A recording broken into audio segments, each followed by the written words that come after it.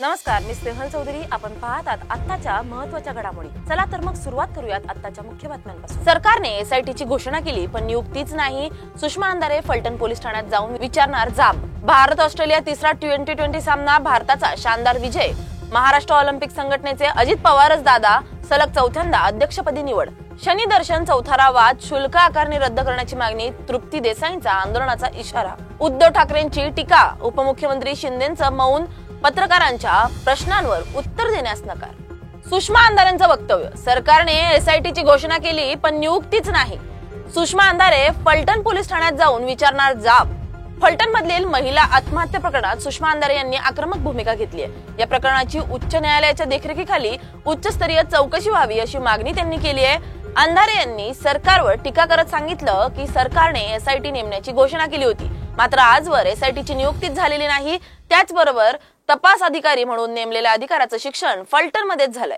तसेच त्यांच्यावर पूर्वीही काही गंभीर आरोप झाले असल्याचं अंधारे यांनी सांगितलंय. अशा परिस्थितीत तपास यंत्रणा निष्पक्ष आणि गतिमान पद्धतीने काम करू शकेल का, असा सवाल त्यांनी उपस्थित केलाय.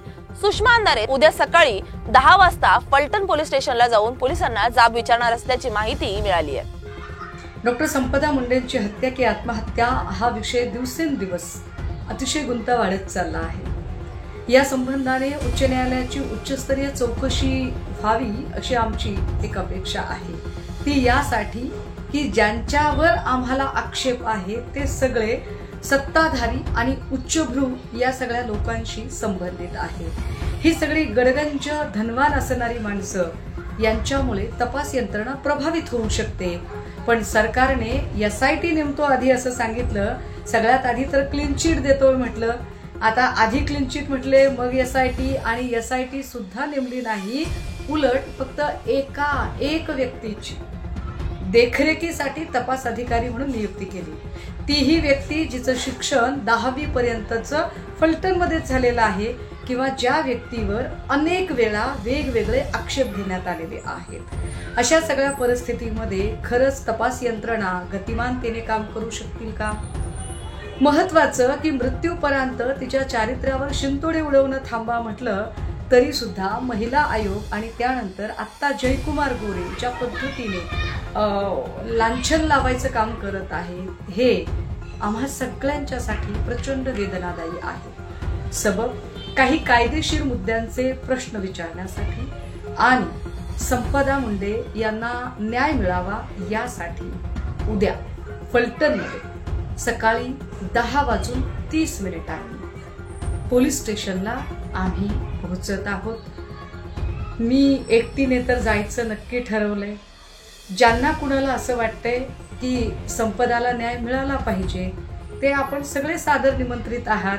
कारण हा सगळा जो खटाटोप आहे तो जात, धर्म आणि पक्षीय राजकारणाच्या पलीकडे जाऊन माणूस म्हणून एका माणसासाठी दिलेला लढा आहे.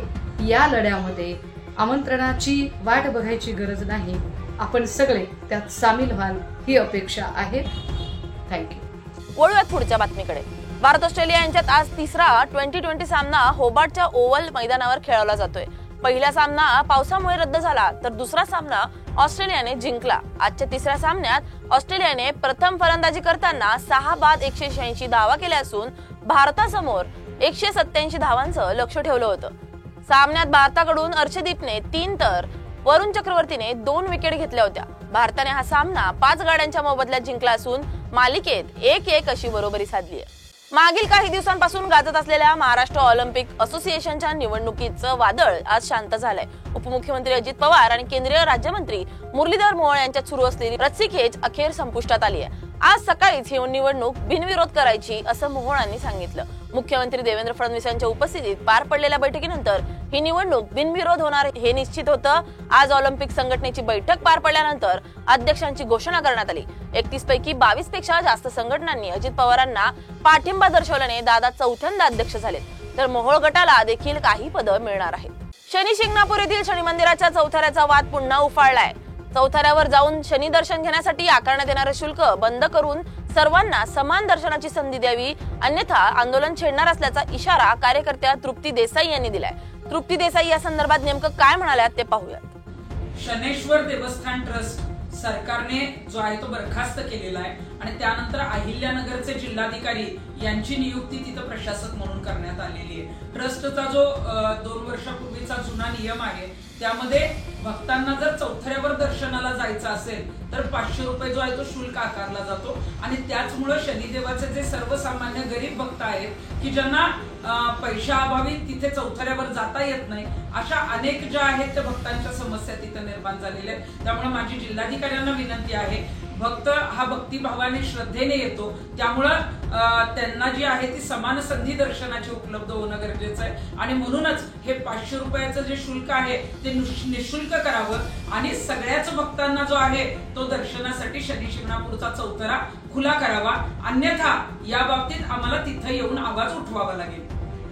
उपमुख्यमंत्री एकनाथ शिंदे हे कार्तिकी वारी निमित्त पंढरपूर दौऱ्यावर होते. शिंदेनी पत्रकारांनी उद्धव ठाकरेंबाबत विचारलेल्या प्रश्नांना उत्तर देणं टाळलंय. शिंदे हे पंढरपूरहून मुंबईकडे रवाना होण्यासाठी सोलापूर विमानतळावर दाखल झाले होते.